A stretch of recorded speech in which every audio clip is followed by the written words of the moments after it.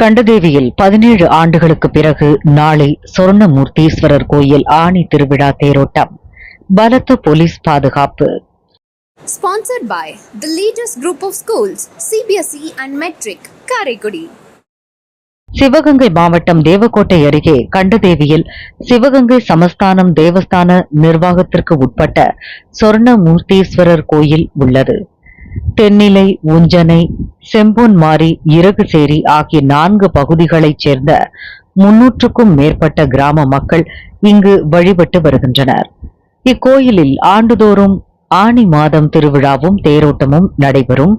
தேர் வடம்பிடித்து இழுப்பதில் இரு சமூகத்தினர் இடையே ஏற்பட்ட பிரச்சனையால் கடந்த 1998இல் தேரோட்டம் நின்றது. தொடர்ந்து சில வருடங்கள் தேரோட்டம் நடந்தாலும் கும்பாபிஷேக திருப்பணிகளுக்காக மீண்டும் தேரோட்டம் நிறுத்தப்பட்டது. புதிய தேர் செய்யப்பட்ட நிலையில் தேர் வெள்ளோட்டம் நடத்தாமல் இருந்தது.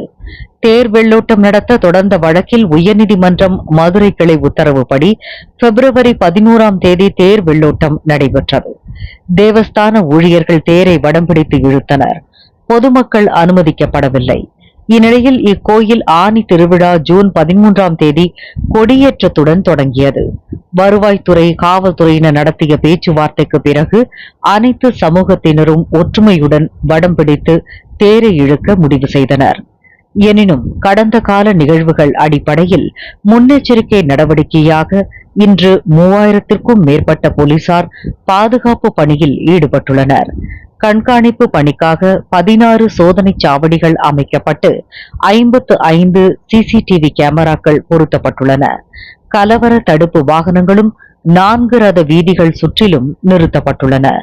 தேரோட்டத்திற்காக தேரை அலங்கரிக்கும் பணி நடந்து வருகிறது.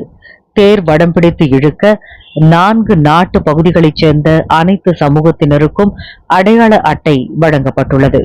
சுமார் 600 நபர்கள் மட்டுமே தேரை வடம் பிடித்து இழுக்க அனுமதிக்கப்படுவர். இதனால் மற்றவர்கள் அத்துமீறி நுழைவதை தடுக்க தேரோடும் வீதிகளில் இருபுறமும் தடுப்புகள் அமைக்கப்பட்டுள்ளன.